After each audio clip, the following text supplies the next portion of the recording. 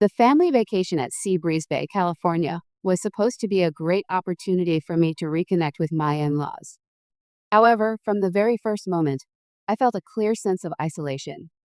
My husband's family asked me to sit separately during meals, and no one made an effort to talk to me. When I asked Luke about the situation, he simply shrugged and said, "That's just how they are." I tried to smile, but inside, I was filled with disappointment and felt like an outsider. My name is Evelyn, a 37-year-old woman whose eyes still hold a glimmer of hope, even though life has left more than a few scars on my heart. I've been married to Luke for over a decade, 12 years of what I once believed were happy days, until I realized I had been clinging to a dream that was never real. When we planned this family trip to Sea Breeze Bay, a small coastal town in California with golden sands and gentle waves, I placed in it all the remaining hope I had. I'm not someone who fantasizes easily. At this age, I've learned that life isn't always like the romantic novels I read in my youth. But after years of gritting my teeth to please my in-laws, I thought this trip, with its sunshine and sea breeze, might be the opportunity to change everything, to finally find a place in their hearts.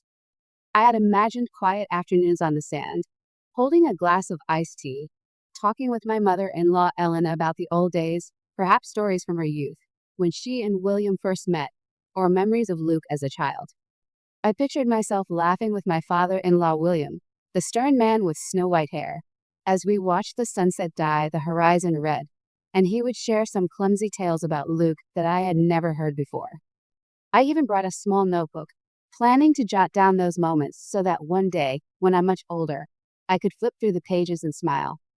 But from the very first day we arrived at Sea Breeze Bay, as I dragged my suitcase along the stone path leading into the resort, I felt a chill in the air, not from the sea breeze, but from the looks I received from Luke's family. My dream shattered before it even had the chance to begin. I have never truly felt like a part of Luke's family, even though I gave my all to become the wife he needed, the daughter-in-law Ellen and William could be proud of. I remember the early days of our marriage, when I tried to cook the dishes Ellen once complimented at a family gathering, the roasted chicken with herb sauce she called decent, and brought it to their house, hoping to be accepted. But she only nodded, set the plate down, and turned to ask Luke about his work, as if I wasn't even there. William was different, quieter, but whenever he spoke, it was always about old family friends, names I had never heard of, and he never bothered to explain. I felt pushed to the sidelines, not because I had done anything wrong, but because I wasn't who they had chosen, not the perfect girl they had dreamed of for Luke. During family meals, they asked me to sit in a separate corner, a few steps away from the main table. I still remember the awkward feeling of holding my plate, walking past eyes that glanced over me as if I didn't exist, and sitting down on the lone chair they had assigned me. "Evelyn, you can sit over there. It's crowded here," Ellen once said, even though I clearly saw two empty chairs right beside her. Their conversations revolved around old memories, trips I hadn't gone on, parties I wasn't invited to, and no one bothered to turn to me, not even to ask, "How do you like this dish?" I sat there, quietly picking at the cold food on my plate, feeling like a ghost, present in the room, but invisible to them. I had tried again and again, bringing small gifts like embroidered handkerchiefs I spent hours making, or a bottle of wine that William had once praised, but they were only received with a bland nod and then forgotten in a corner. Luke, the one I had hoped would be the bridge between me and his family, turned out to be the greatest disappointment. I used to believe he would take my side, that our love would be strong enough to withstand his family's coldness.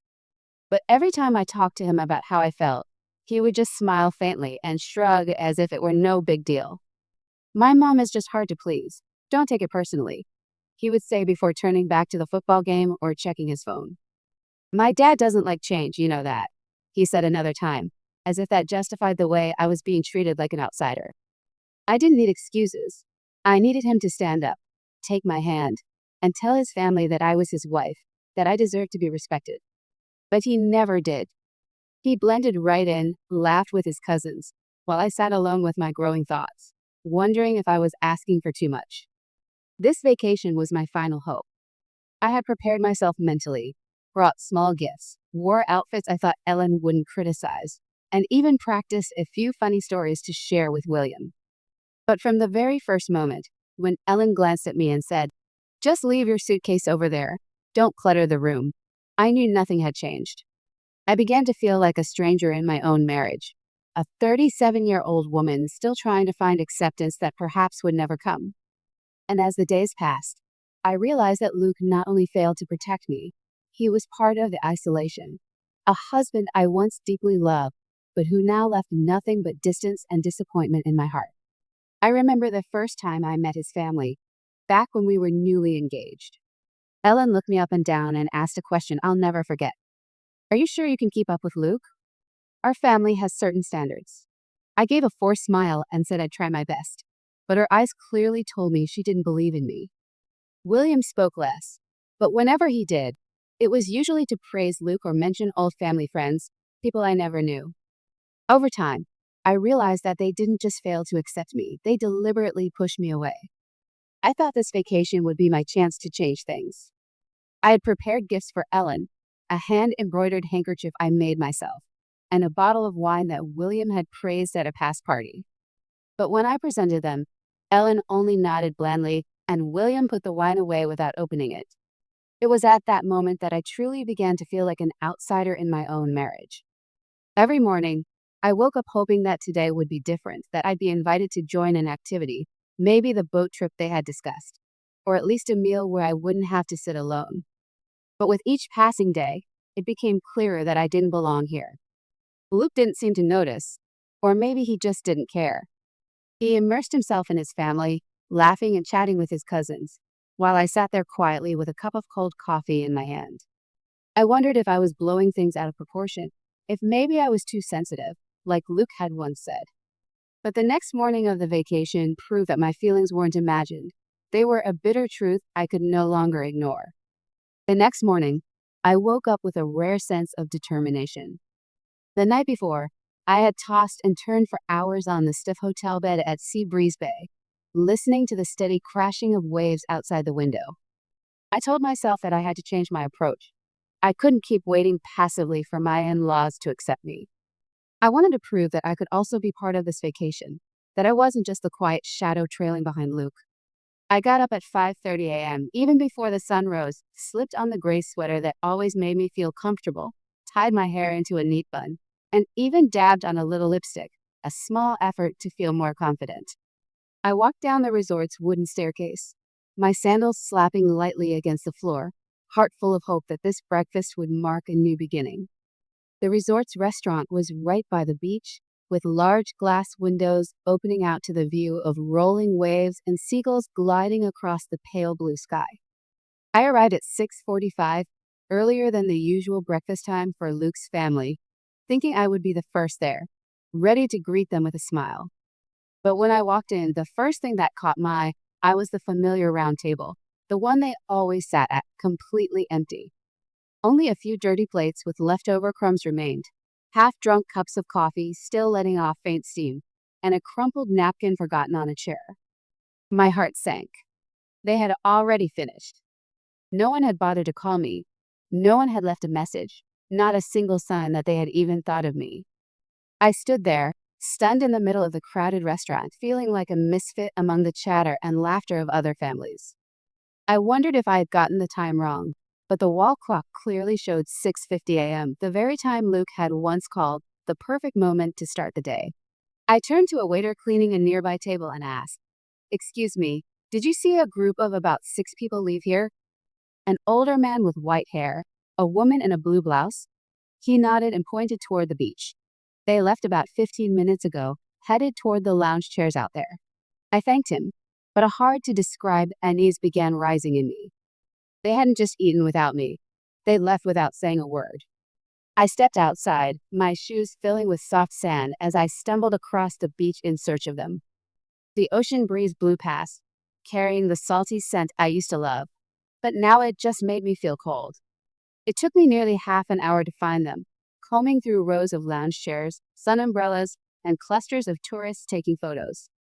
Finally, I saw them: Luke, Ellen, William, and a few cousins, gathered on a long wooden bench, sipping orange juice and munching on sandwiches, laughing as if nothing was amiss. Ellen was telling a story, her voice rising over the air, while William nodded along, chewing a bite of his ham sandwich. Luke sat next to his cousin, grinning as she pointed toward the ocean. Taking a deep breath, I stepped forward, trying to keep my voice calm even though my heart was pounding. "Luke," I called, "why didn't you call me down for breakfast?" He paused mid-chew, glanced at me, then shrugged as if I'd asked the most ridiculous question in the world. "We figured you'd find your way," he said flatly, then turned back and stuffed another bite into his mouth. Ellen turned as well, her cold eyes behind gold-rimmed glasses adding, "You slept in, didn't you?" "We didn't want to bother you." I wanted to scream that I'd been up since 5:30, that I'd been waiting at the restaurant with foolish hope, that I wasn't the lazy person they made me out to be. But I just bit my lip, nodded, and turned away, my hands trembling as I clenched the straps of my purse.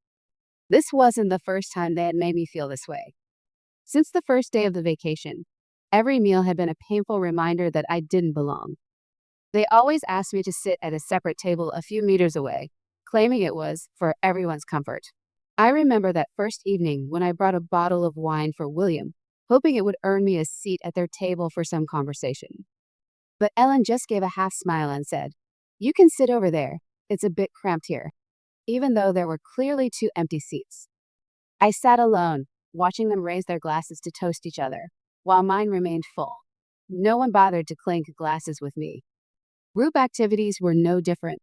They went on walks along the beach, played cards on the patio, even planned a fishing trip, but no one said a word to me. Once, I tried to join in, bringing an old deck of cards I thought could break the ice, but William just glanced and said, "We've got enough people, Evelyn." Luke sat there, smiling with his cousins, not even looking up to see how I was doing. This isolation repeated itself like a never-ending refrain. With each passing day, I felt myself being pushed further away.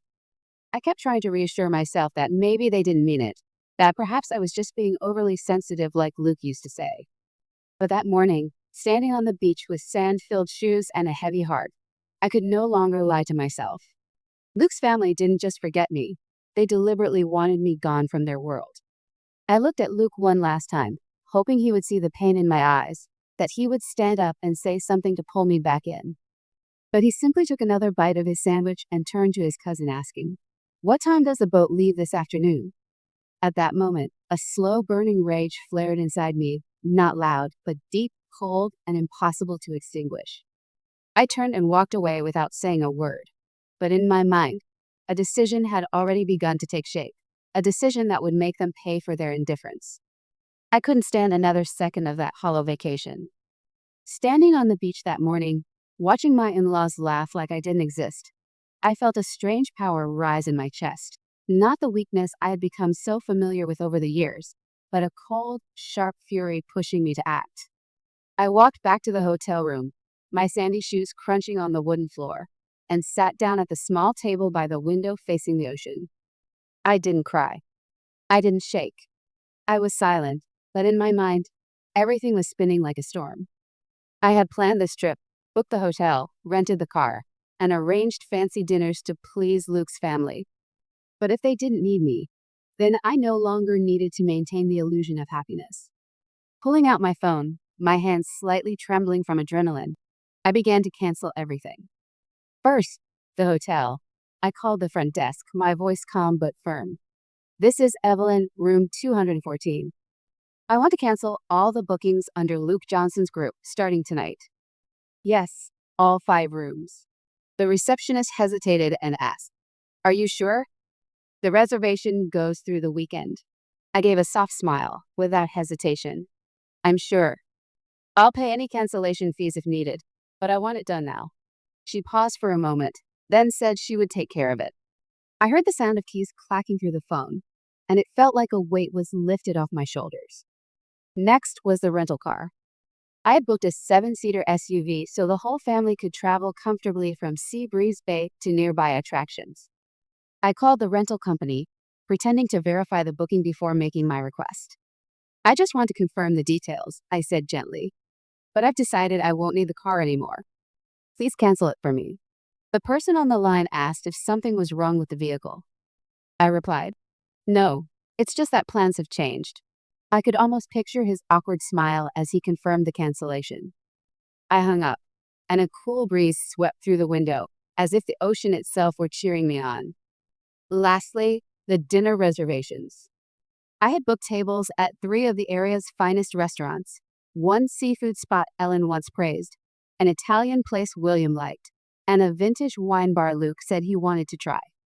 I called each one, my voice steady but tinged with quiet satisfaction. This is Evelyn. I made a reservation for 6 on Friday, Saturday, and Sunday evening. I'd like to cancel them all. One manager asked, "Is something wrong, ma'am?" I replied shortly, "No, it's just that my family doesn't need them anymore." When the final call ended, I set my phone down, looked out at the ocean, and for the first time in days, I smiled genuinely. I didn't say a word to Luke or anyone else in his family. I quietly packed my things, the small blue suitcase I had brought, a few outfits, the sand-covered shoes, and even the bottle of wine William never bothered to open. I left a note on the hotel desk, scribbled in haste. "I'm leaving. Enjoy your time." No explanations, no long goodbyes. They didn't deserve that. I carried my suitcase down to the lobby, rented a private car from the front desk, and asked the driver to take me back to Santa Rosa, more than 2 hours away. As the car pulled away from Sea Breeze Bay, I looked out the window at the waves shimmering under the sun, and a sense of freedom, true freedom, for the first time in years, filled me completely. Luke's family didn't realize that everything had changed until they returned to the Sea Breeze Bay resort after a sunny afternoon on the beach. I could clearly picture the scene: Ellen, with her wide-brimmed hat and expensive sunglasses, leading the group, still animatedly recounting the story of a big fish William almost caught. William followed behind, holding his old baseball cap, his sun-kissed face still wearing its usual stern expression. Luke and the cousins laughed loudly, shoulders brushing, salt water still clinging to their t-shirts, as if they had just stepped out of a perfect family portrait, a portrait with no place for me. They were tired but cheerful, probably looking forward to a hot shower and dinner at the fancy seafood restaurant I had reserved. But as they stepped into the hotel lobby, the atmosphere shifted instantly. I imagined Ellen stopping at the front desk, hands on hips, her usual arrogant tone ringing out. "Hey, young lady, we need our room keys now. It's too hot today. I want to rest." The receptionist, a young woman with her hair tied up, looked up from her computer screen, a hesitant look on her face. "Mrs. Johnson, is it? I'm afraid there's an issue with your group's booking."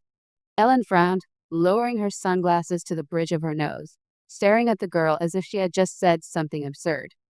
"What issue?" "We booked 5 rooms through the weekend." "Check again." The receptionist typed quickly, then swallowed, her voice quieting. "Ma'am, all of them were canceled this afternoon, at the request of Mrs. Evelyn Johnson." The air turned to ice. I pictured William stepping forward, his voice low but cutting. "Canceled? Who gave her permission to do that? Get the manager now." Luke, standing behind, reached into his pocket for his phone, hands trembling as he dialed my number. But all he saw on the screen was unreachable. I had turned it off the moment I left the resort, sitting in the private car speeding down the coastal roads, leaving them in the confusion I knew they deserved. Ellen turned to William, voice shrill. "Who does she think she is to do this?" "This is our family vacation," William muttered, face flushed. "Calm down, Ellen. We'll figure something out." But I knew deep down, they were panicking. And this was only the beginning. The real chaos erupted when they discovered the other things I had canceled. Luke probably called the car rental company, his voice urgent. "Hi, this is Luke Johnson. I need to confirm the 7-seater SUV we rented. Where is it?" The person on the other end replied evenly.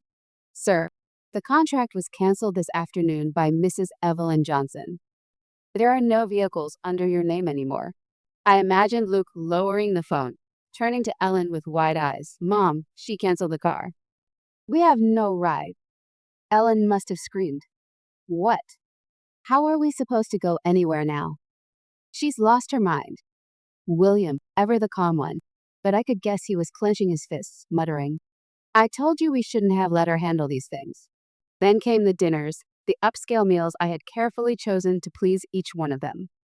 When Luke called the seafood restaurant, his voice must have sounded almost pleading. Hi, this is Luke Johnson. I have a reservation for 6 tonight.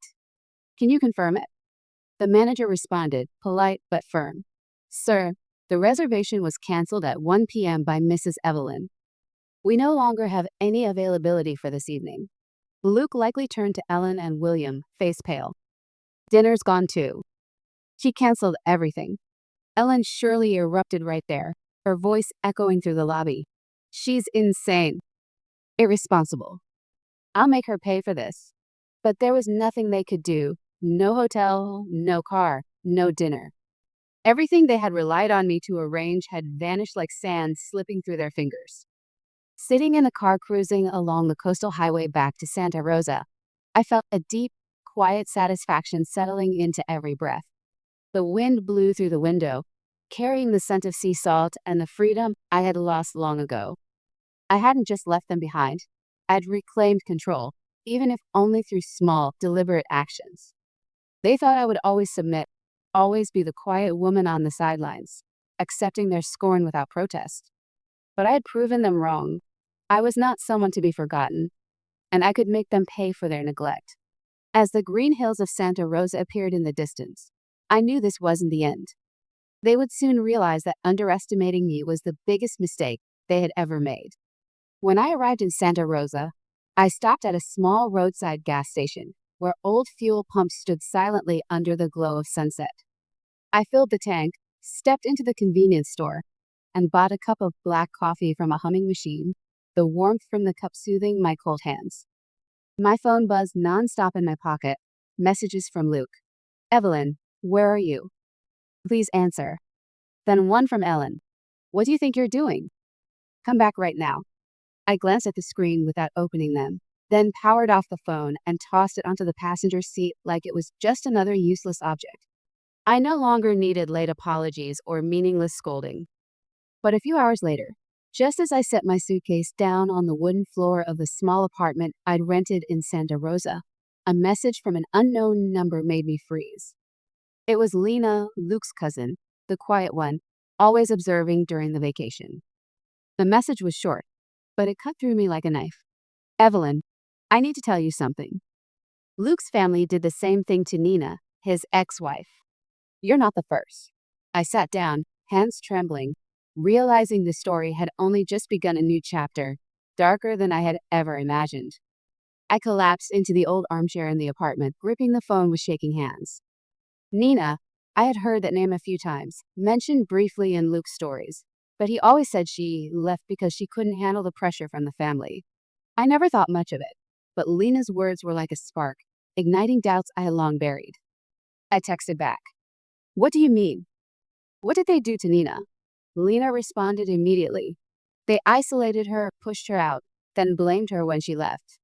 Luke didn't protect her, just like he didn't protect you. I'm sorry I didn't say anything sooner. I read the message over and over, feeling like the final puzzle piece had finally fallen into place. This wasn't just neglect. It was a pattern of manipulation his family had repeated, and Luke was part of it. That was when I decided to confront Luke one last time. 2 days later, I called him from a small coffee shop in Santa Rosa, my voice cold. Meet me at Central Park, 3 p.m. Bring your parents if they want. He agreed, his voice hesitant, as if he knew what was coming. When I arrived, Luke was standing there alone, wearing the old worn-out jacket I once bought him, his eyes red and his posture weary. Ellen and William didn't show. Maybe they were too proud to face me or too busy figuring out who to blame. I didn't greet him or beat around the bush. I just looked him in the eye and said, Lena told me about Nina. You and your family manipulated her just like you did to me, didn't you? Luke opened his mouth to protest, but I raised my hand to stop him. Don't lie. I've endured your silence long enough. You never defended me, never chose me over your family. I should have seen it sooner. Luke lowered his head, his voice hoarse. I didn't want it to be like this, Evelyn. I didn't know how to stand up to them. I scoffed, anger flaring. You didn't know? Or you didn't want to? You let them treat me like garbage, Luke, and you just watched. This wasn't the first time, and I won't let it happen again. He looked up, eyes glossy. Don't do this, Evelyn. We can fix this. But I had already made my decision. No, Luke. I'm done. I'm filing for divorce. You and your family can keep your little world. I don't want it. I turned and walked away, leaving him standing there, alone in the quiet park, fallen leaves rustling underfoot like a final goodbye. I moved permanently to Santa Rosa and found a small house with a porch overlooking a field of wildflowers. I painted the walls a soft yellow, hung up old paintings I loved, and planted a few small pots of flowers in the yard. Everything was mine, and no one could take it away. Luke sent apology messages for weeks afterward, long and filled with regret. I was wrong, Evelyn. I'll change. Please come back. I never replied. I deleted them one by one, feeling lighter with every press of the button. A few months passed, and I heard from Lena that Ellen and William were trying to spread rumors that I abandoned the family because of a bad temper. But I didn't care. They no longer had any power to hurt me. Then one spring morning, as I was sipping coffee on the porch, my phone buzzed again. It was Luke. The message was brief. I'm sorry for everything, Evelyn. I hope you find happiness. I stared at the words, my finger hovering over the delete button, but this time I paused. I stood up and walked out to the wildflower field behind the house, where small yellow blossoms swayed gently in the breeze. I took a small stone from my pocket, carved the word freedom into it with my old folding knife, and placed it among the flowers. My phone fell into the grass, Luke's message still glowing on the screen. I didn't delete it. I didn't reply. I simply turned away, leaving it there in the field like a final period, forever abandoned. For the first time in years, I didn't just feel free, I was truly alive. And nothing, no one, could ever pull me back into that old darkness again.